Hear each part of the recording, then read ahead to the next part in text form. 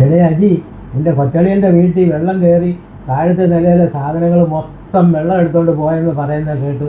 ഇതെല്ലാം ഞാൻ TV കണ്ടായിരുന്നു.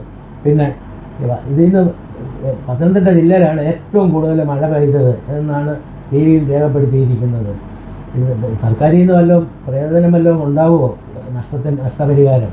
എൻ്റെ പൊന്ന് ചേച്ചി, ഞാൻ നാട്ടിൽ നിന്ന് പോരുന്നതിന് മുമ്പേ സുജയോട് പറഞ്ഞതാ, നമുക്ക് ഈ വീടും പൂട്ടിയിട്ട് ഇങ്ങനെ പോകരുത്, ഈ വീട് ഇവിടെ കിടന്ന് നശിച്ച് നാരായണക്കല്ലായി പോകും, അതുകൊണ്ട് നീ പോ എന്ന് പറഞ്ഞു. മക്കളാരും അത് അനുവദിക്കത്തില്ല.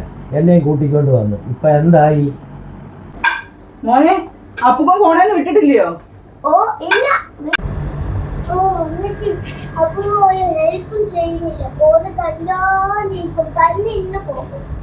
ഫോണിൽ വിടത്തില്ലല്ലയോ? അപ്പൂപ്പനെ നോക്കിയിട്ട് കാര്യമില്ല, നമുക്ക് പോയി കുഞ്ഞിനെ കുളിപ്പിച്ചിട്ട് വരാം കേട്ടോ. വാ.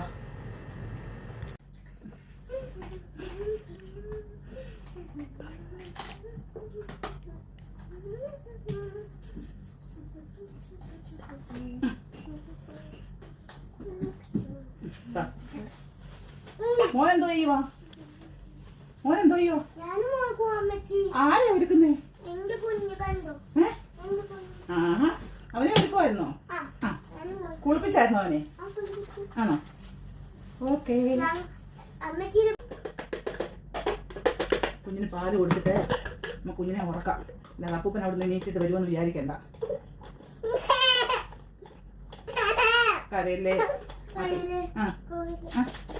മോന്റെ കുഞ്ഞ് കരയുന്നുണ്ടോ?